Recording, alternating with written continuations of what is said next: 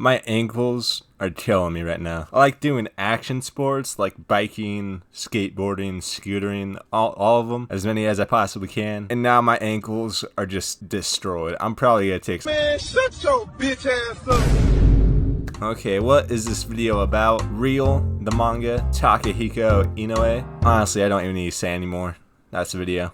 Done. Peak. I'm also doing this entirely off the cuff, no script or anything. So yeah, if you just want to hear me yapping, here you go. Mumbled yapping. No, but I just read Real. It's a manga about wheelchair basketball. Really, that's all it is. But there's so much that's packed into the 100 chapters that are out at the moment that really just made me sit there and think about how lucky I am to have an able body, like stuff, stuff you take for granted, stuff you'd never even think about. It really puts things into perspective. Now, one thing I really appreciate about Takehiko Inoue, from what I've seen mostly from Vagabond, is his ability to take this super abstract thing such as, philosophy. I feel like that's one of the biggest themes in his works, is just how the characters live their lives, their feelings that go behind all their actions. And being able to take something so abstract, so intangible, and bring it to life through his art is an ability and talent that I believe he's just the best to ever do that. Try and think if there's anybody that's kind of like him in that aspect. That's what I really appreciate about Real, because it takes what Vagabond had in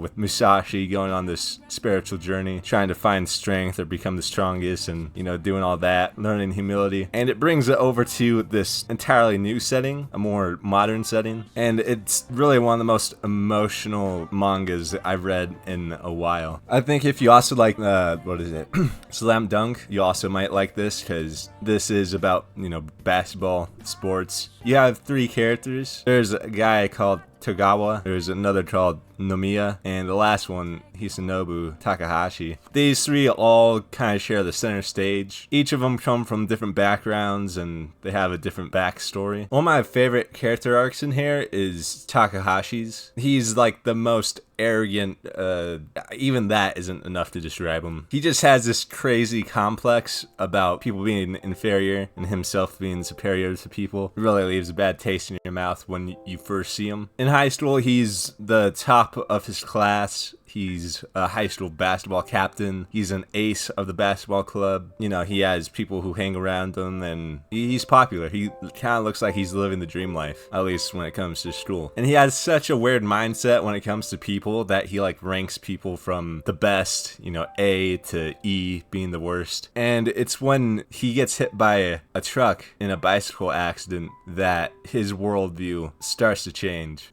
There's this one panel in here where Takahashi is feeling really bad about himself, and he feels like he went from the top of the social ladder to the bottom because he ends up being paralyzed and can't move anything from pretty much his arms down. And we see him go into this, he already had a nasty attitude, but he gives up pretty much, and his attitude towards his paralysis and treatment and rehabilitation, at first it's terrible. It's really sad to see. But no, Nomiya, one of the side characters, or one of the other main characters, he used to be on the same team as him in high school and stuff, and he knows how Takahashi is. He comes in and he's going to apologize him for fighting with him, which is a whole nother thing. But Nomiya tells him that he didn't descend to this worst rank of the social ladder or anything, but instead he was already there even before the accident. He was already the lowest of the low before the accident, which is really harsh to say right after what's going on,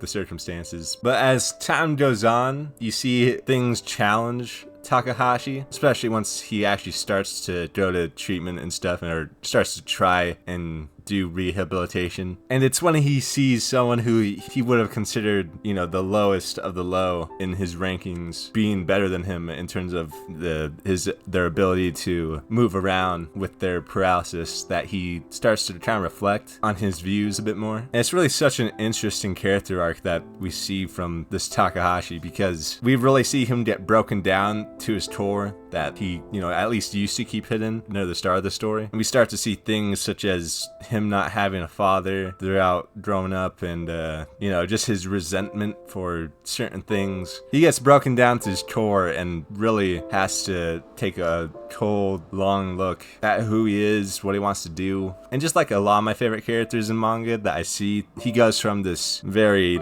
mean, arrogant, lonely person to a person who's able to find real friends, a person who isn't so caught up in like rankings or, looking down on other people. It's what makes this manga super beautiful. Another disabled character, Kiyoharu Togawa. His story is a bit more interesting. Well, maybe not interesting, but it's different. He used to be forced to take piano lessons when he was a kid. His dad was super strict, super harsh on him, and you could tell he hated it. And it wasn't until he ended up doing track that he really found his passion in something. And he was fast as hell. He started in middle school, and he only just kept getting faster and faster and faster, to the point where he started dreaming about being Japan's top sprinter and becoming the best of the best, setting a record or something. And it kind of created a rift between him and his father. His mother died when he was even younger, but eventually his dad does start to support him and see that his son really wants to, his passion lies somewhere else. And just as he's about to reach his dream of setting a new record, he ends up losing his right leg to something called osteosarcoma. And then after this, he spends all his time just sitting in his room, locking himself, being ashamed, not wanting anyone to see him, not wanting to go out and see others. And that is until he meets some other disabled people through wheelchair basketball. He finds two heroes, Tora, and I forgot this other guy's name, but they introduce him to wheelchair basketball, and you just see that competitiveness that he had in track come out through basketball, and he really thrives to be the best. And that's something that reminds me of Slam Dunk, is just seeing that competitive spirit rise up within the characters. I mean, you also see that in Takahashi, and honestly it's kind of funny once Takahashi does start playing basketball or wheelchair basketball, you also see him still being super competitive, still looking at things like an athlete, still pushing himself. He doesn't lose that arrogance that kind of comes with being egotistical when it comes to a sport, which is, you gotta be confident in yourself, I feel like, when you're playing a team sport or just something like basketball, because if you're too scared to do anything, then you're not really gonna be a big help to your team, and it's just, it isn't fun that way. I think that contrast that you see from, this very dark place where these disabled people are coming from, that they're going through and having to come to terms with not being able to walk again, and you go from that to people playing sports and practicing every day to be their best. It really is such an interesting dynamic and an interesting story, very unique. And the themes that are in here, like learning humility, overcoming adversity, challenging yourself, again, it comes back to that whole thing with Inoue being able to bring these abstract concepts of philosophy and these characters' feelings, bring them to life through his art and through his manga. And it's just, oh man, it creates a very emotional story. Now, the last character is this guy called Tomomi Nomiya. He's a high school dropout. He also was a teammate with Takahashi before his accident and stuff. So, he knew Takahashi, or knows Takahashi, his whole personality. He's very much a delinquent.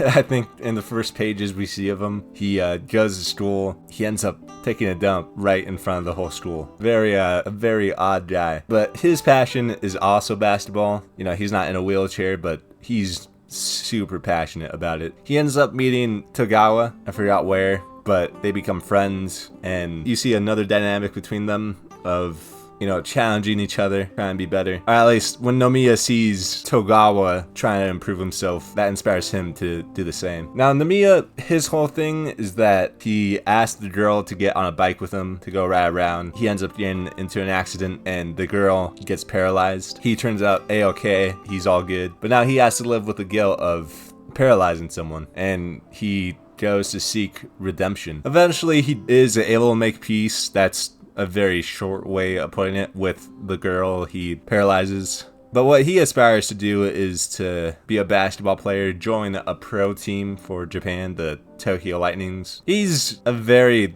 funny character, but when things get serious, they really get serious. So you get these three characters all shifting. You see all their stories shifting from person to person throughout the manga, and it creates this very unique story. I mean, just the concept of making something about a wheelchair basketball alone is already pretty interesting. I feel like I learned a decent amount from it as to how wheelchair basketball gets played. I don't really have a lot left to say about it, besides it's one of the coolest stories I've ever read. What, Slam Dunk, Vagabond, and Real. Inoue is really 3 for 3 in my book. Holy. If you read this, I'd like to hear your thoughts, or even just your thoughts on Inoue. Tell me what you think about him. I'm gonna go take some ibuprofen now, because my ankle. Ooh. But yeah, I'll see you in the next one. Have a great night or day, and peace.